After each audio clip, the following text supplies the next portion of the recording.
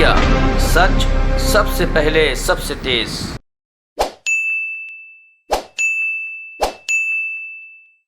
Welcome to evening press conference by Smriti Irani जी।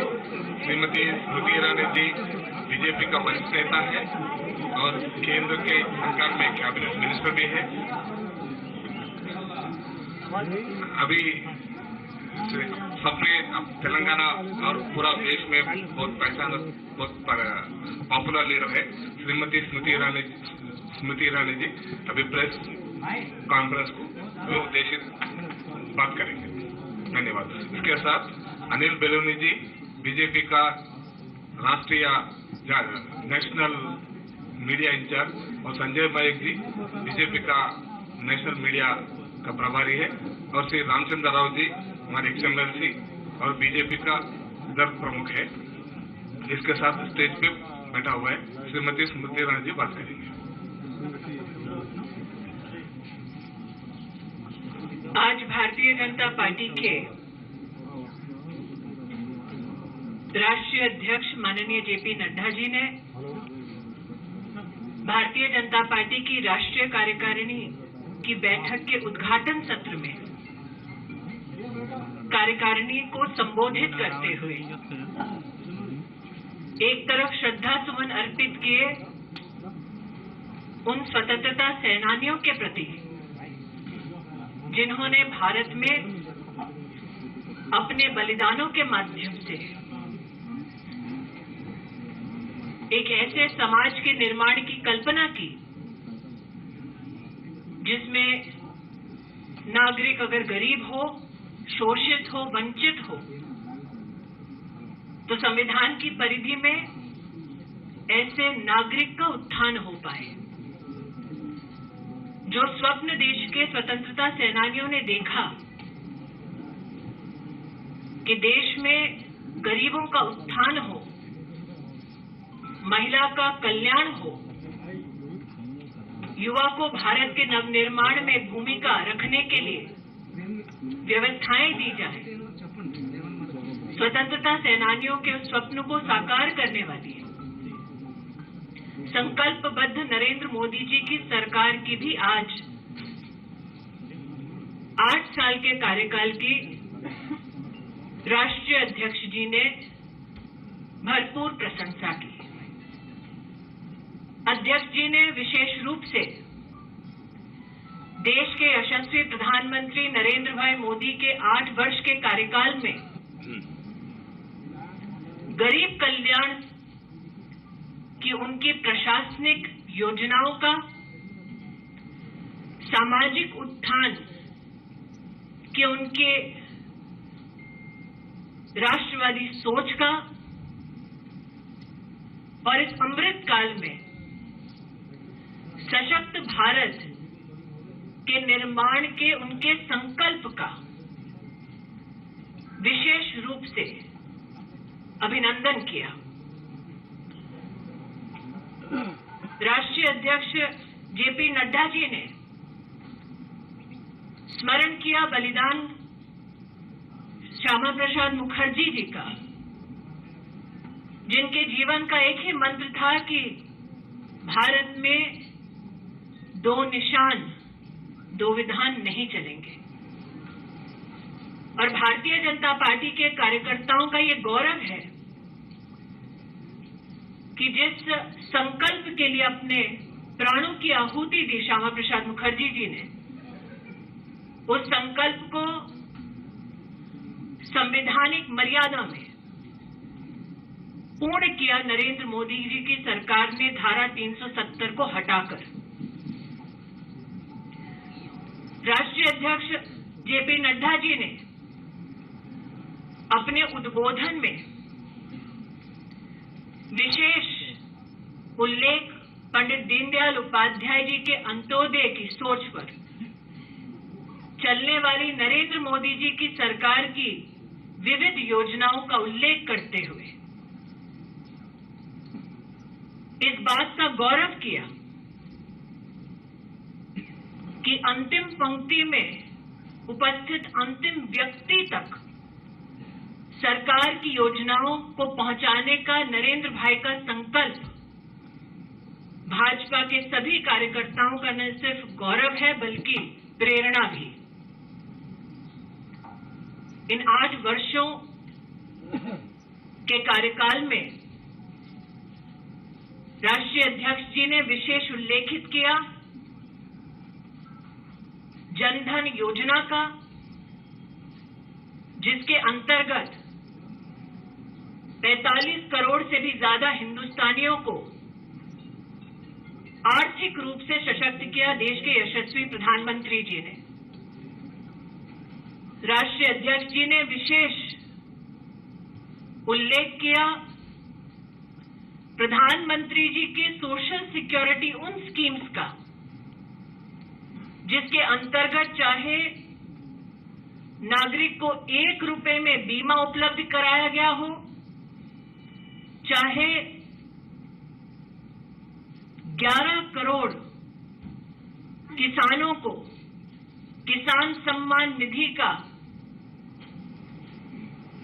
भरसक योगदान और समर्थन प्रदान किया हो, चाहे वो भूमिका हमारे देश के SC/ST समुदाय को और भी सशक्त करने के सरकार की भिन्न योजनाओं का योगदान हो। राष्ट्रीय अध्यक्ष जी ने अपने अध्यक्षीय संबोधन में इन सारी स्कीमों का उल्लेख किया। भारतीय जनता पार्टी के कार्यकर्ताओं ने कोविड के समय सेवा ही संगठन के माध्यम से हर बूथ पर, हर ब्लॉक में, हर प्रदेश में महामारी के वक्त अपने जान की चिंता ना करते हुए भी जो सेवा के कार्य किए उसके लिए कार्यकर्ताओं का अभिनंदन किया, अभिवादन किया। इस बात का विशेष उल्लेख राष्ट्रीय अध्यक्ष जी ने प्रधानमंत्री जी की उपस्थिति में कार्यकर्ताओं की ओर से किया कि भारत एकमात्र वो देश है जहां 25 महीने 80 करोड़ नागरिकों को मुफ्त का राशन भारत सरकार के सौजन्य से पहुंचाया जा रहा है, ताकि समाज का वो वर्ग हम सुरक्षित कर सके जो महामारी की चुनौतियों से जूझ रहा। महामारी के वक्त भारत का अभूतपूर्व योगदान वैक्सीनेशन में विश्व पटल पर सम्मानित हुआ, सराहा गया, जिसका उल्लेख राष्ट्रीय अध्यक्ष जी ने कहा। आज इस अमृत काल में भारतीय जनता पार्टी के राष्ट्रीय अध्यक्ष जी ने इस बात की संगठन को, प्रधानमंत्री जी को विशेष बधाई दी कि राष्ट्रपति पद की उम्मीदवार द्रौपदी जी इस अमृत काल में एक संकेत है कि आदिवासी समुदाय के प्रति हमारे संगठन का समर्पण, महिला नेतृत्व के प्रति हमारे संगठन का योगदान, ये द्रौपदी जी की उम्मीदवारी में प्रतिबिंबित होता है। आज एक तरफ प्रधानमंत्री जी के यशस्वी कार्यकाल की बधाई देते हुए राष्ट्रीय अध्यक्ष जी ने इस बात की ओर भी देश का ध्यान आकृष्ट किया कि राजनीतिक पटल पर राष्ट्र के उत्थान का ये संकल्प प्रधानमंत्री जी का मात्र 8 वर्षों की सेवा तक सीमित नहीं है। 20 वर्षों तक सतत संवैधानिक पद पर रहकर प्रधानमंत्री जी ने समाज कल्याण और गरीबों के उत्थान के लिए जितने भी कार्य किए, वो हम सब कार्यकर्ताओं के लिए प्रेरणा है। राज्य में चुनावी सफलता के संदर्भ में राष्ट्रीय अध्यक्ष जी ने विशेष बधाई दी उत्तराखंड, उत्तर प्रदेश, मणिपुर और गोवा के कार्यकर्ताओं को और आभार व्यक्त किया इन प्रदेशों की जनता के प्रति। एक तरफ समाज कल्याण का संकल्प लिए भारतीय जनता पार्टी की सरकार केंद्र में और प्रदेशों में काम कर रही है, दूसरी ओर भ्रष्टाचार और वंशवाद से पनपे हुए विपक्षी पार्टियां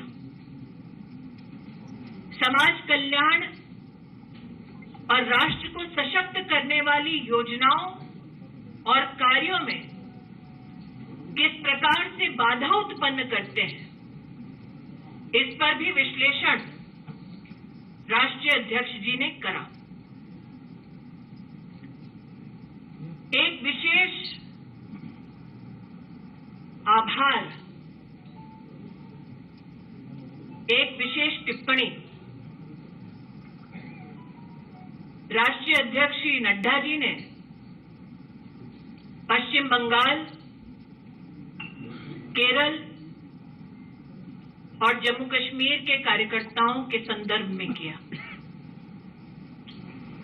राष्ट्र इस बात का साक्षी है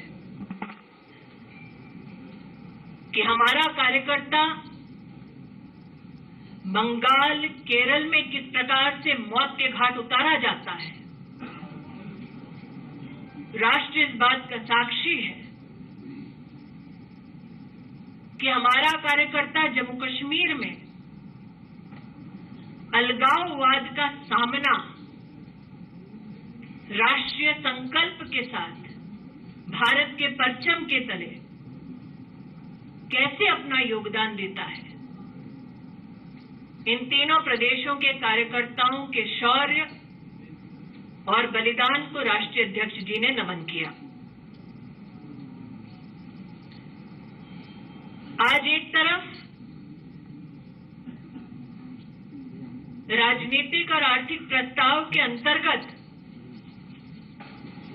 चाहे वो डिजिटल इंडिया की योजनाओं की सफलता हो, चाहे वो गतिशक्ति कार्यक्रम के माध्यम से भारत में लॉजिस्टिक्स इंफ्रास्ट्रक्चर की दृष्टि से अमूलचूल परिवर्तन की व्यवस्था हो, चाहे महिला कल्याण के संदर्भ में 11 करोड़ शौचालय का निर्माण नाकाम इरादे कि जनता जनार्दन भारत सरकार के वैक्सीनेशन के कार्यक्रम को स्वीकार ना करे, इन सब पर विपक्ष की भूमिका डिस्ट्रक्टिव रही, इसका उल्लेख राष्ट्रीय अध्यक्ष जी ने किया। हम सब कार्यकर्ता राष्ट्रीय अध्यक्ष जी के इस उद्बोधन के लिए आतुर थे। आज उद्घाटन सत्र में उनके उद्बोधन ने राष्ट्रीय कार्यकारिणी की बैठक को दिशा दी। प्रधानमंत्री जी के सम्मान में राष्ट्रीय अध्यक्ष जी ने भाजपा परिवार के कार्यकर्ताओं के मन के भावों को प्रस्तुत किया, इसके लिए हम कार्यकर्ता राष्ट्रीय अध्यक्ष जी का आभार व्यक्त करते हैं।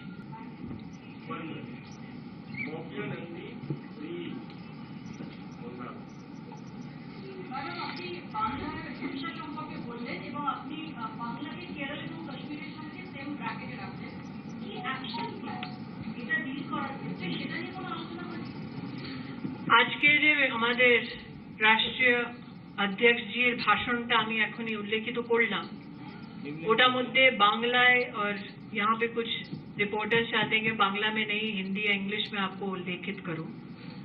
बंगाल में जो पॉलिटिकल हत्याएं और हिंसा जिससे हमारे कार्यकर्ता ही नहीं बल्कि बंगाल के नागरिक भी ग्रस्त हैं, उन कार्यकर्ताओं के बलिदान और शौर्य के प्रति राष्ट्रीय अध्यक्ष जी ने संवेदना व्यक्त की, उनके संरक्षण के लिए समर्थन व्यक्त किया और अपेक्षा मुझे एक कार्यकर्ता के नाते है कि ड्यू प्रोसेस ऑफ लॉ के माध्यम से न्याय निश्चित रूप से होगा।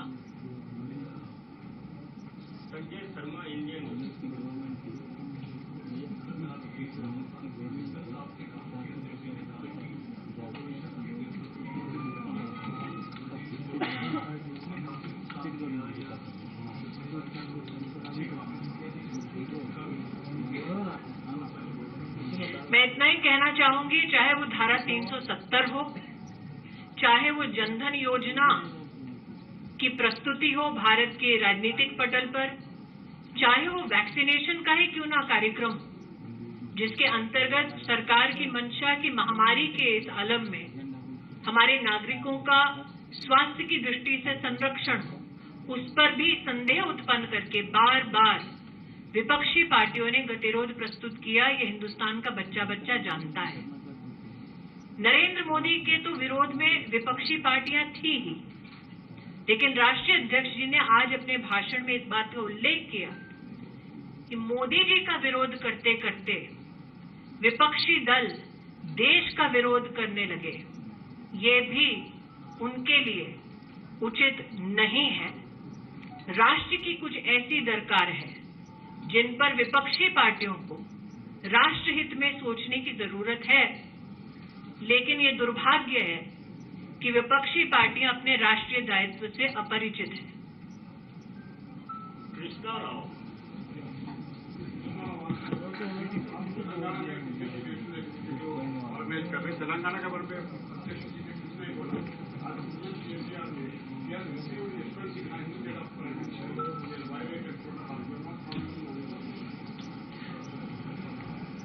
As somebody who has the privilege of serving under the leadership of the Honorable Prime Minister, the Prime Minister from his first day in office has given a clarion call for cooperative federalism. The Prime Minister in his 8 years of service has met leaders from various political parties and deferred to them with respect, as is constitutionally desired, as is validated by Maryada. That KCR ji has not only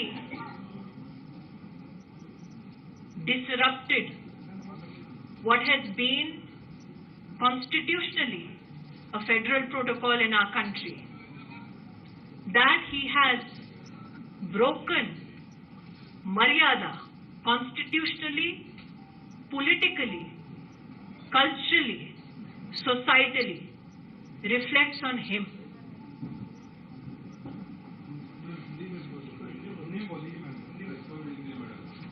प्रधानमंत्री जी ने जब 8 साल पहले प्रधान सेवक के दायित्व को स्वीकार किया, तब से लेकर अब तक किसी भी पार्टी के नेता क्यों ना हो, प्रधानमंत्री जी स्वयं बड़े आदर सम्मान के साथ उनसे मुखातिब होते हैं, उनसे मिलते हैं। आज यहां पर जिस दुर्भाग्यपूर्ण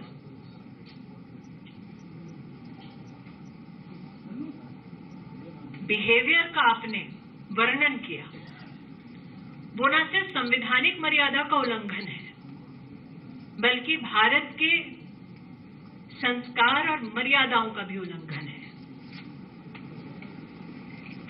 केसीआर जी ने व्यक्ति का अपमान नहीं किया, संस्था का अपमान किया है। Neeraj Pandey, ABP.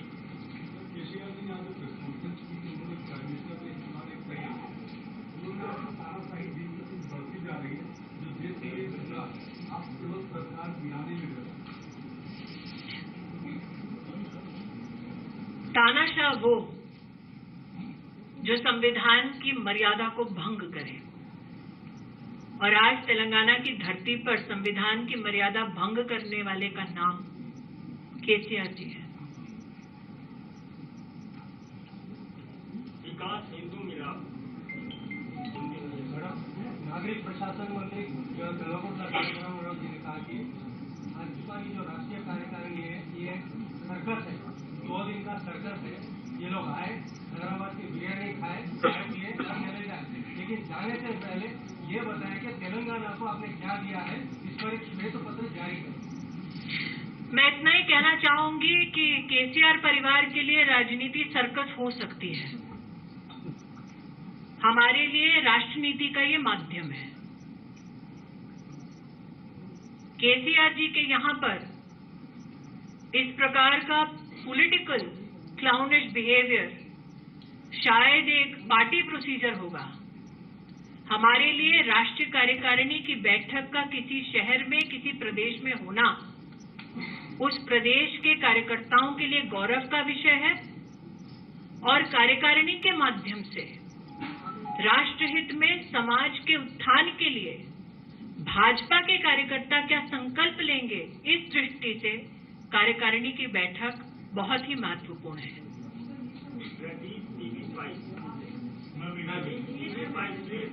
You will have to pose that question to me. TCR's apparent remarks about the BJP.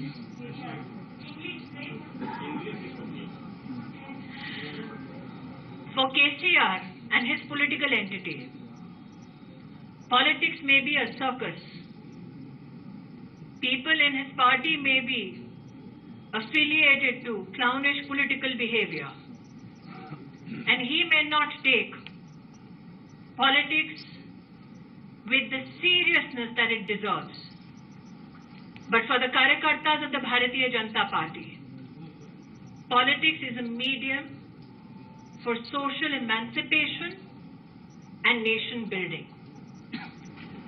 For every Karyakarta of the Bharatiya Janata Party to host or to participate in the national executive is a matter of great pride, for it is in such a national meeting that we not only pay homage to the contribution of our citizens, we also take oath to serve our country better.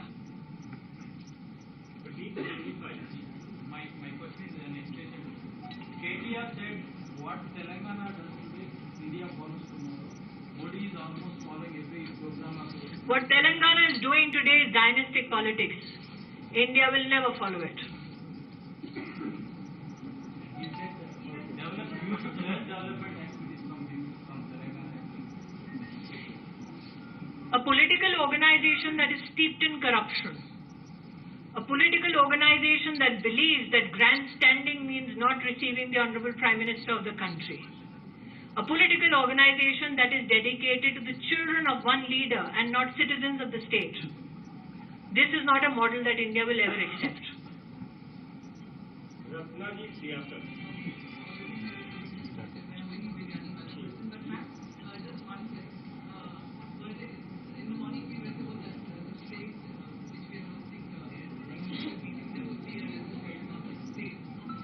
Ma'am, there are political resolutions and economic resolutions that are to be tabled, and I think post that resolution, Anilji and his team will ensure that you receive adequate information. Leave Now, Matthews।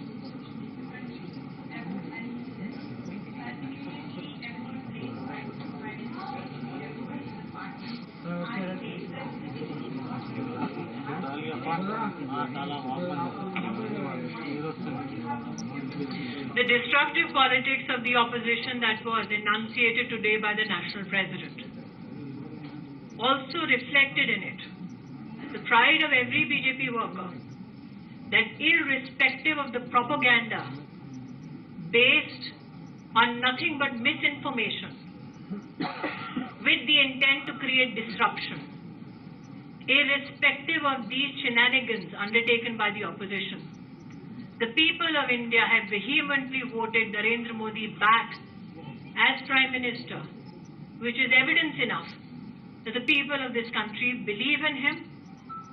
The people of this country, under his leadership, are looking at building a stronger nation. बड़े सौभाग्य की बात है कि हम पुनः मिलने वाले हैं आज ही, इसलिए अभी हम फिलहाल